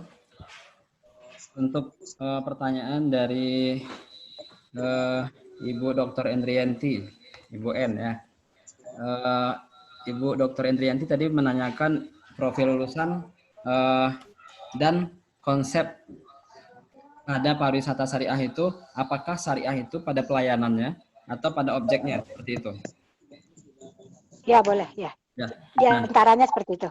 Ya. Nah, ditanggapi sedikit Ibu, kalau untuk kurikulum dari program studi pariwisata syariah, itu kan memang kita punya label prodi pariwisata syariah. Tetapi sudah disampaikan oleh Ibu Dr. Saida tadi bahwa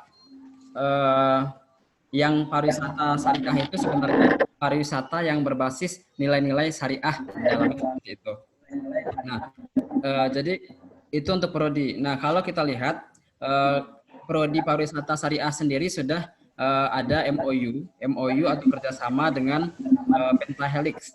Jadi istilah Pentahelix di dalam pariwisata itu ada 5 unsur, yaitu unsur akademisi dari prodi-prodi yang ada pariwisata secara umum dan pariwisata syariah, yaitu yang tergabung adalah YIN Bukit Tinggi saja.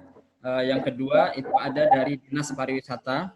Yang ketiga ada dari pelaku usaha, itu baik perhotelan ya, baik BPW atau Biro Perjalanan Wisata, dan itu masuk juga seperti restoran PHRI, dan itu masuk juga seperti yang untuk komunikasi adalah dari seperti yang TVRI itu TVRI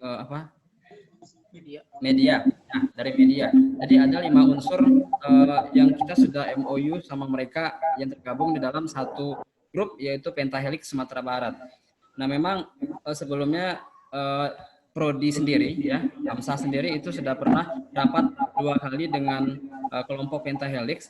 Kalau untuk dari Dinas Pariwisata, itu Dinas Pariwisata Sumatera Barat memang kalau menggunakan istilah pariwisata syariah, itu seperti kata Ibu Dr. Seda tadi, ini ya, namanya itu ya, untuk yang syariah itu takut nanti tidak nyaman turis-turis dari luar itu untuk datang ke Indonesia.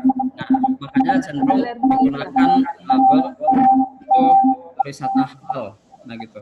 Sebenarnya pelayanannya itu juga memang proses di pariwisata itu prosesnya harus dilihat secara syariah.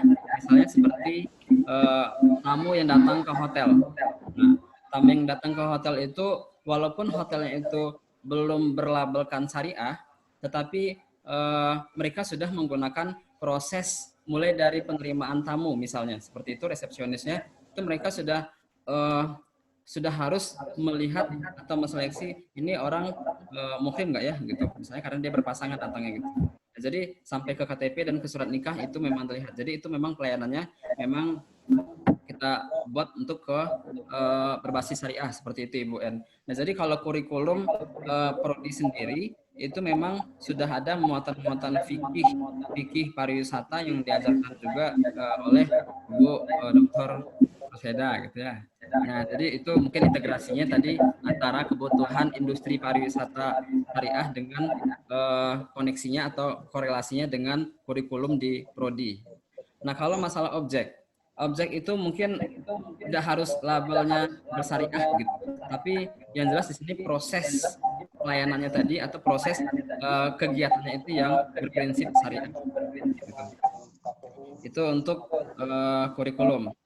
Nah, untuk lulusan tadi sudah dijelaskan juga oleh Ibu Seda, itu lulusan kita ada nanti menjadi konsultan ya di bidang pariwisata syariah, ada juga nanti yang menjadi peneliti dan praktisi di bidang atau pelaku usaha di bidang pariwisata syariah. Nah, itu kita sudah berikan muatan-muatan seperti kalau untuk menjadi pelaku wisata syariah itu ada mata kuliahnya seperti manajemen ya, manajemen pemasaran wisata syariah misalnya, atau seperti manajemen objek wisata ya, manajemen perjalanan wisata syariah itu sudah dimasukkan muatannya ke dalam atau diintegrasikan dengan nilai-nilai syariah gitu. Nah, mungkin itu yang bisa ditambahkan sedikit untuk jawaban ke Ibu Dr. Andrianti. Boleh ditanggapi enggak? Ya, boleh silakan. Boleh Bu Andrianti, apa? Ya, Tadi Ramadan. kita khawatir ini Amsah, agar kita khawatir itu supaya prodi pariwisata syariah ini jangan sama dengan SMK pariwisata syariah. Nah, kalau SMK itu kan di level pelayanan pariwisata. Kalau kita ini kan di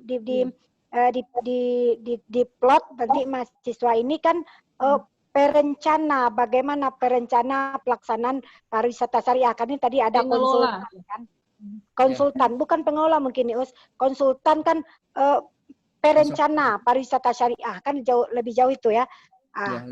Jadi memplaningkan ya. Ya itu Bu Us. Jadi kita harap memplaningkan konsep. Saya sebagai orang fikih agak sensi saya kalau berbicara pariwisata syariah. Jadi harus kita pikirkan materi-materi yang akan kita berikan kepada kurikulum pariwisata syariah itu memang berbasis fikih syariah itu, fikih pariwisata itu. Ya, jadi kita jangan berapa persen dari kurikulum kita itu yang muatannya pemahaman terhadap fikih pariwisata tadi itu. Karena gini, di dalam Islam kan pariwisata ini hanya sampai ke level tahsiniyat ya. Kebutuhannya kan tahsiniyat, cuman pelengkap. Nah, bagaimana kita memformat yang tahsiniyat itu bisa naik kelas dia. Agar, makanya saya bilang tadi, kita tidak hanya memformat bagaimana pelayanan pariwisata syariah, tapi di pikiran kita juga bagaimana mahasiswa kita ini mampu membuat destinasi pariwisata syariah itu gitu, destinasi syariah. Kalau destinasi pariwisata syariah itu kan nanti pemahamnya bisa jadi nanti kita para mahasiswa kita itu memproduksi destinasi syariah, misalnya bagaimana pariwisata religi, bisa dengan misalnya perjalanan religi tapi mereka berpariwisata, mungkin tidak hanya mensyariahkan destinasi yang sudah ada. Saya rasa seperti itu. Dan konten fikih pariwisatanya saya rasa perlu ditambahkan itu supaya produknya bisa tidak hanya sebagai pelaku tapi juga memformat nanti gitu. Konsultan gitu ya, ya. Jadi nanti bagaimana anak-anak kita ini bikin destinasi wisata syariah, mereka berwisata tapi nilai-nilai syariah. Langsung ditanggapi Pak Agung.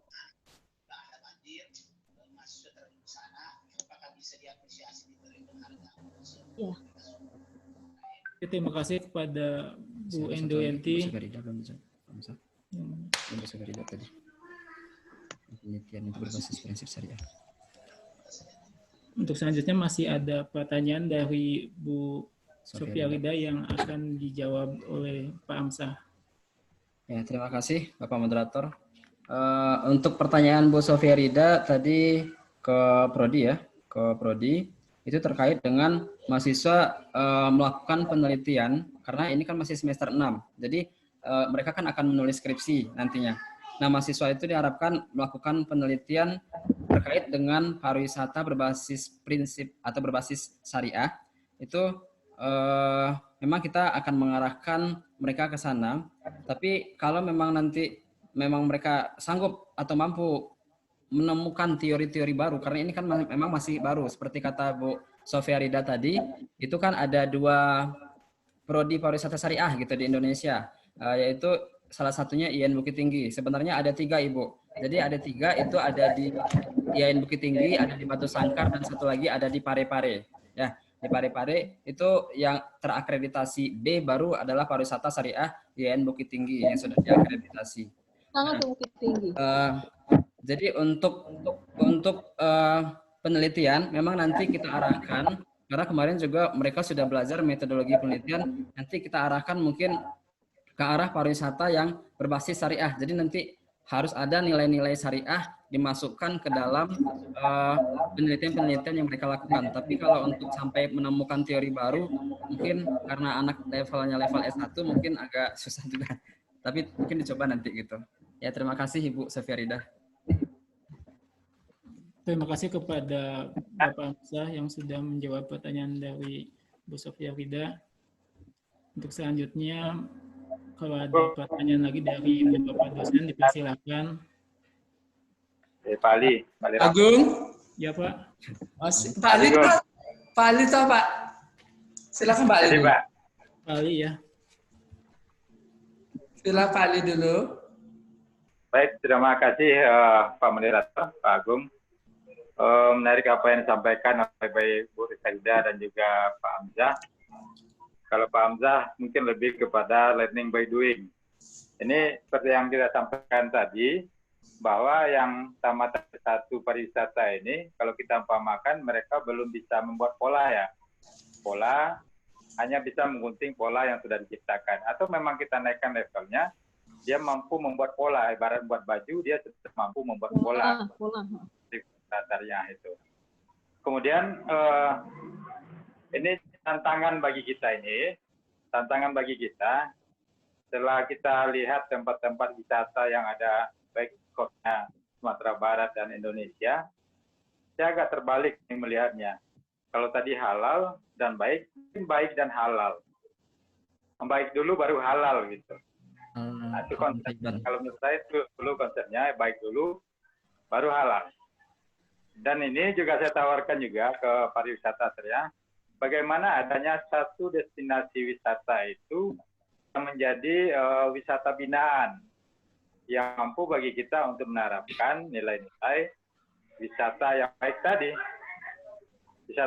tadi. Sehingga ini juga bisa ajang bagi kita untuk melakukan pengabdian kepada masyarakat dan juga penerapan hasil-hasil penelitian yang telah dilakukan baik oleh mahasiswa dan juga dosen-dosen yang ada di pariwisata syariah itu. Dan ini tentu harus melibatkan stakeholder yang ada, nenek mama, alim ulama, tokoh masyarakat, dan juga yang lainnya. Ini contoh sederhana. Ketika kita pergi ke Maninjau, pas turun dari Kelompe-Pelompe, Maninjau, kalau ke sebelah kiri, ke Sungai Batang, itu berlaku wisata syariahnya. Turis tidak dibolehkan memakai baju atau pakai mini arah ke sana. Tapi kalau yang arah ke kanannya boleh. Ini kan berapa konsep yang berbeda. Kenapa orang ketika ke Borobudur, semua bule itu pakai kain dia. Tidak boleh, tidak ada yang pakai kain. Kan gitu kalau kita pergi ke Borobudur. Mana kalau di sini juga bisa diterapkan. Makanya baik dan halal tadi. Nah, tadi tanda kutip kata Pak Hamzah juga ada agak alergi ya kalau mendengarkan syariah itu sudah hukuman mati. Ya. Kalau diterapkan dengan yang baik. Itu saran. Kemudian satu lagi. Ketua MUI Sumbar sering menyatakan sulit untuk melakukan pengawasan terhadap produk yang halal, seperti kuliner yang halal. Sebenarnya undang-undang sudah mewadahi, karena di Undang-Undang Perlindungan Konsumen itu salah satu pasalnya mengatakan wajib mencantumkan label halal. Sehingga halalnya lagi, apakah halalnya MUI atau tulisan halalnya. Kan ada juga makanan ini yang tulisannya halal, tapi bukanlah label halal seperti yang ada di MUI. Nah, saya kira itu dulu menghemat waktu karena muadzan. Terima kasih, moderator.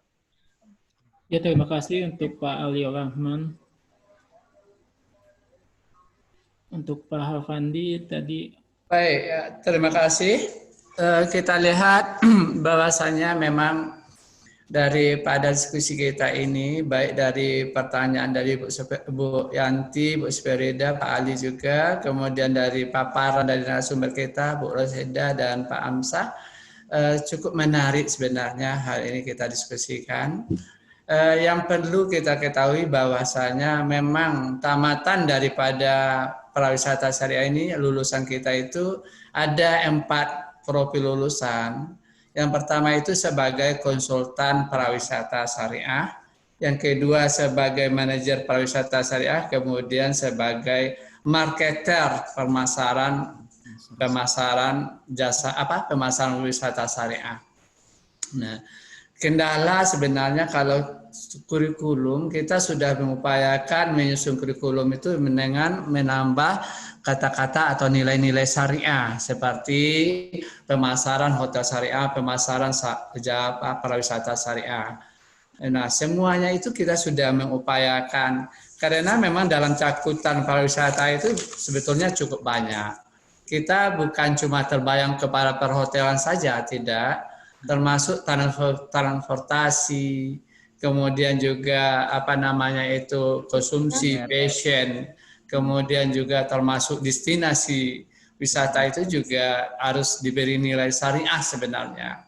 Jadi untuk itu yang kita alami sekarang ini di prodi kita itu adalah kewalahan kita adalah dari sumber daya yang berhubungan dengan syariah. Nah, ya, kalau masalah yang umum, insya Allah dari bapak-bapak dan ibu-ibu dosen kita cukup. Tapi yang nilai yang mengenai syariahnya ini yang jadi masalah. Ini kepada siapa ya? Kita berikanlah tugas kepada ibu-ibu kita, bapak-bapak kita yang dari syariah.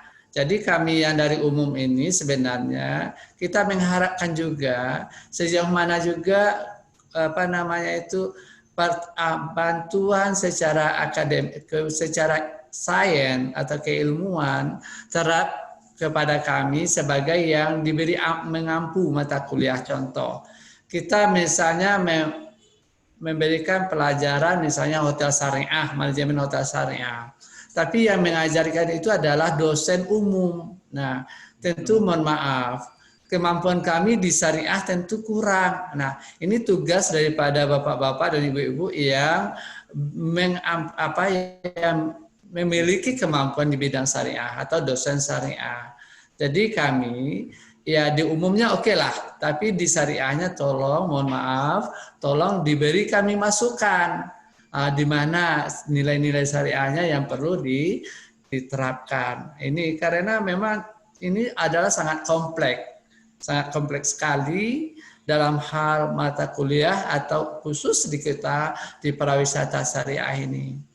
Nah, untuk itu memang atas nama kesempatan ini, diskusi-diskusi seperti ini bisa kok dapat kita berbagi, mohon maaf, berbagi antara dosen-dosen agama, dosen-dosen fikih dengan dosen-dosen umum. Jadi saling memberi lah, saling take and give.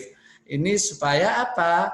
Betul-betul nanti anak lulusan kita itu kita bekali dengan ilmu kepariwisataan syariah secara utuh, bukan cuma beratnya kepada umum saja, tapi ada nilai-nilai syariahnya. Sama halnya dengan perbankan syariah. Kita kan semula perbankan syariah itu kita seolah-olah kita banyak cuma memiliki di ilmu umum. Tapi akhir-akhirnya apa? Dengan ada perhatian dari pihak lembaga atau goodwill dari lembaga kita itu, sehingga bisa juga kita mencoba bagaimana menciptakan lulusan kita betul-betul yang mampu atau memiliki kompetensi di perbankan syariah yang dibekali dengan nilai-nilai syariah.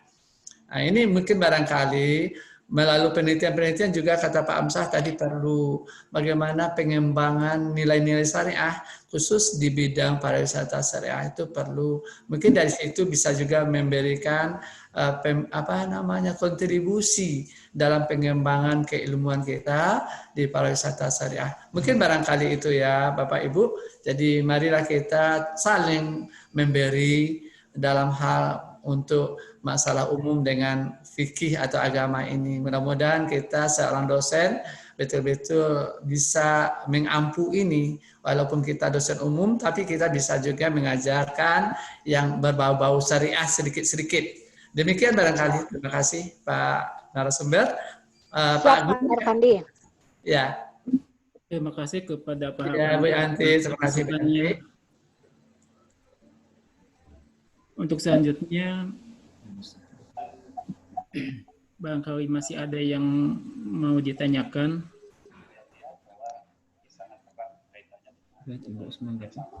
Atau Bu Saida mau menanggapi?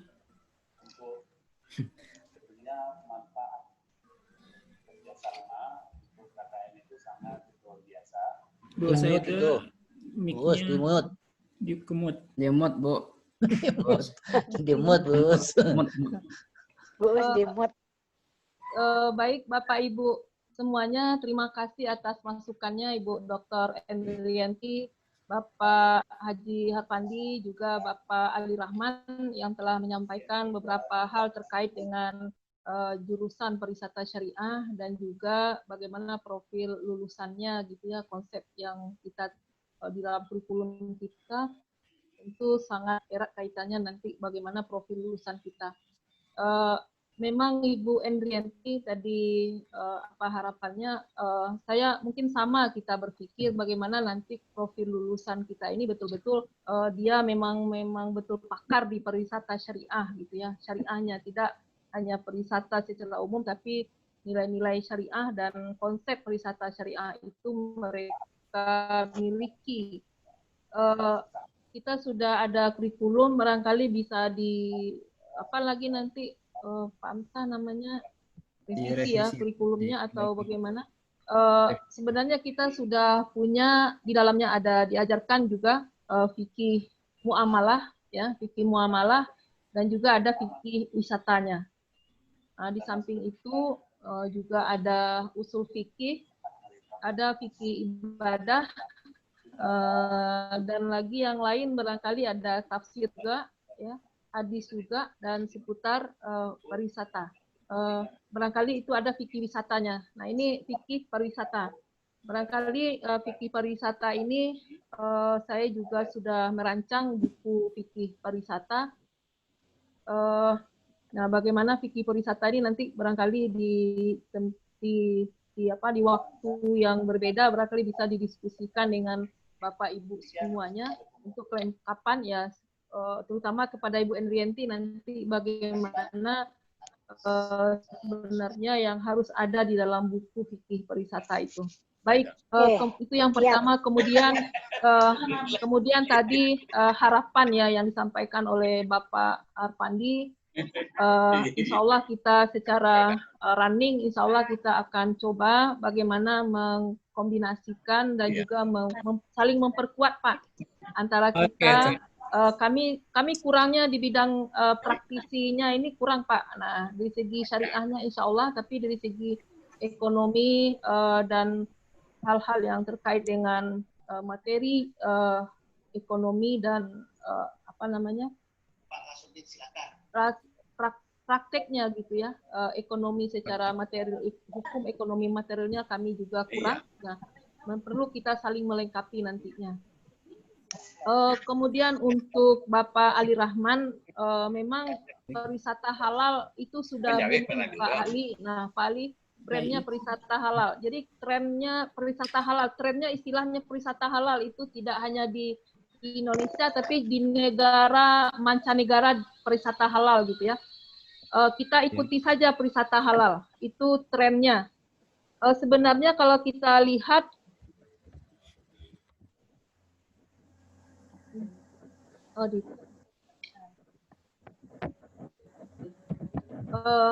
sebenarnya kalau dari segi acuannya saya melihat Renstra dan juga panduan yang telah disusun oleh Menteri atau fatwa itu namanya semuanya pedoman penyelenggaraan pariwisata syariah. Dari segi regulasi ya kan itu pariwisata syariah. Namun dari tren atau panggilan istilahnya pariwisata halal. Nah, ini kekhawatiran atau alerginya orang non-muslim datang ke negara Islam atau daerah muslim, sementara orang-orang non-muslim itu juga sebagai kita harapkan juga dari segi kunjungannya ke negara-negara muslim. Nah, kita mengharapkan uangnya gitu kan. Jadi kedatangan orang non-muslim itu juga dia membutuhkan sebenarnya pengakuannya juga orang negara-negara non-muslim itu atau mayoritas non-muslim ya dengan wisata halal itu dia juga sangat tertarik dan juga dia sangat menikmati dengan ramah muslim itu atau ketersediaan atau pelayanan wisata sesuai syariah atau kebutuhan sesuai syariah itu karena menurut kesehatan itu sangat bagus. Nah ini pengakuan mereka, dia juga menerima dengan adanya pariwisata halal itu. Nah itu yang kita lihat dari penelitian-penelitian para pakar pariwisata. Baik, kemudian Pak Ali Rahman tadi bagaimana baik dan halal. Kalau dari segi makanan memang ada halalan tayyiban gitu ya, halal lagi baik. Memang kalau di daerah Sumatera Barat juga di Indonesia pada umumnya itu baik itu sebenarnya kita sudah ada di uruf Pak Ali Rahman. Uruf ya, uruf itu kan sesuatu yang sudah terkenal. Nah inilah adat Basani Sara ini sesuatu yang baik, dan halal. Nah itu dalam halal itu sebenarnya sudah tercakup itu baik.